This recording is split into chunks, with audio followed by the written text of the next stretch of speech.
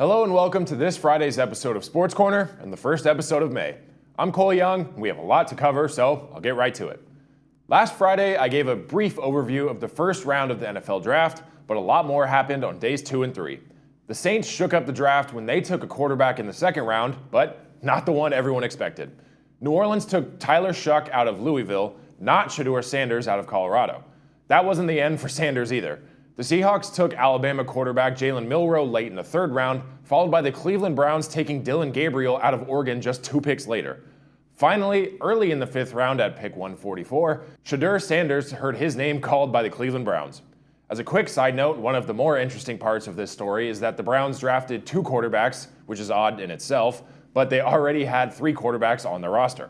An odd move, but we'll see how it plays out come training camp. Anyways, Sanders was the main storyline in the 2025 draft, and being the son of NFL Hall of Famer and legend Deion Sanders contributed to that aspect as well. Many experts, fans, teams, etc. had projected the quarterback as a first-round pick, possibly even a top 10 pick. At Jackson State, Sanders went 23-3 across 2 years, leading the Tigers to their first 2 Celebration Bowl berths in program history while going undefeated against FCS competition in the regular season. At Colorado, Sanders revived the Buffaloes from a 1-win season before he got there to a 13-12 record across his final 2 seasons. In his final year, Sanders led Colorado to a 9-win season and a bowl game while setting several program records.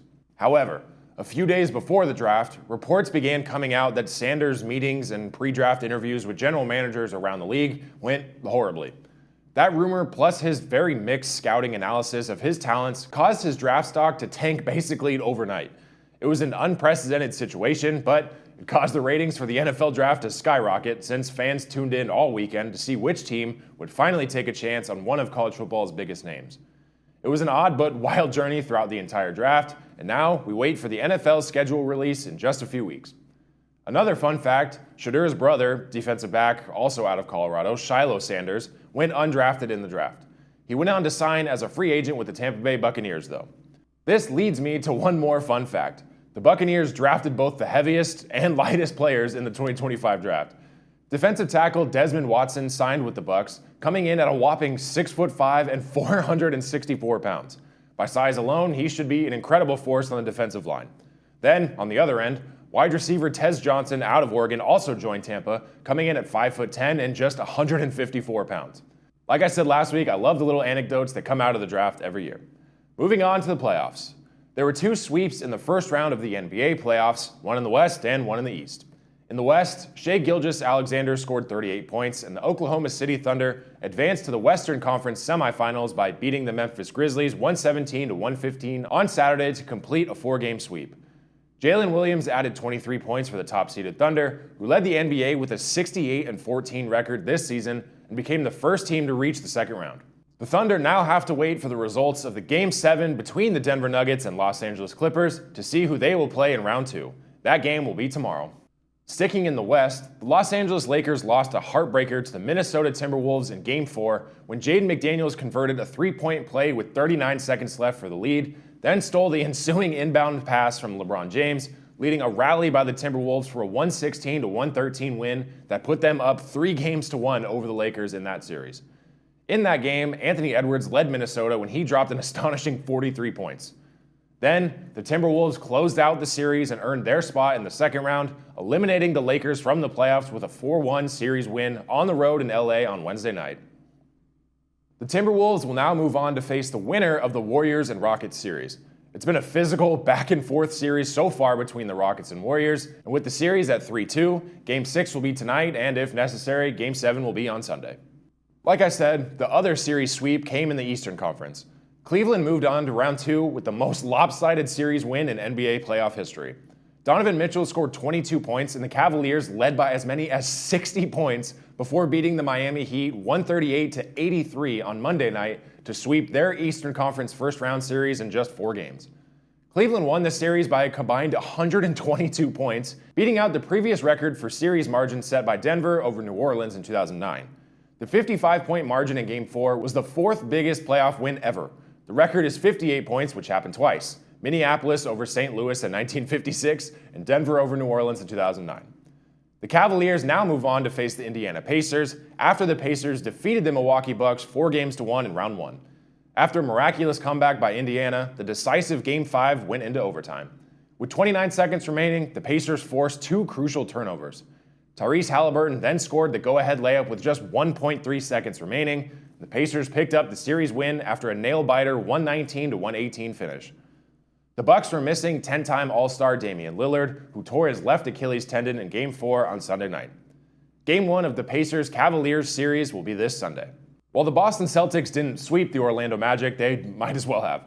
The Magic managed to pull off a 95-93 win in Game 3 to avoid being swept, but with the series on the line in Game 5, the Celtics dominated. Jason Tatum had 35 points, 10 assists, and 8 rebounds, and the Celtics beat Orlando 120-89 on Tuesday night to advance to round 2.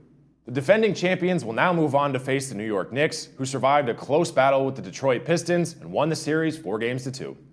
Don't miss out on any of the playoff drama for the next few weeks as we inch closer to the NBA Finals. That sentiment also stands for the NHL playoffs.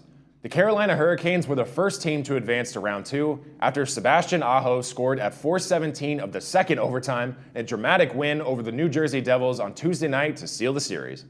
They now move on to face the Washington Capitals. Washington eliminated Montreal and won the series 4-1 after their 4-1 Game 5 win on Wednesday night. The reigning champion Florida Panthers quickly jumped out to a 3-1 series lead over the Tampa Bay Lightning. The Panthers closed out the series with a win on Wednesday and now move on to the second round and inch closer to a repeat title. The Panthers will move on to face the Toronto Maple Leafs after they defeated the Ottawa Senators in Game 6 last night and closed out the series 4-2. Speaking of series-deciding games, the Los Angeles Kings and Edmonton Oilers headed into Game 6 last night with Edmonton up 3-2. The Oilers closed out the series 4-2, and the Kings have officially been eliminated from the playoffs. The Oilers will now move on to face the Vegas Golden Knights in round 2 after they defeated the Minnesota Wild 4-2. The Winnipeg Jets and St. Louis Blues entered into Wednesday night with the series all tied up at 2-2 after the Blues won 2 straight games to even the series. The Jets ended the Blues' winning streak and picked up a win in Game 5, taking a 3-2 series lead, and Game 6 of that series will be tonight.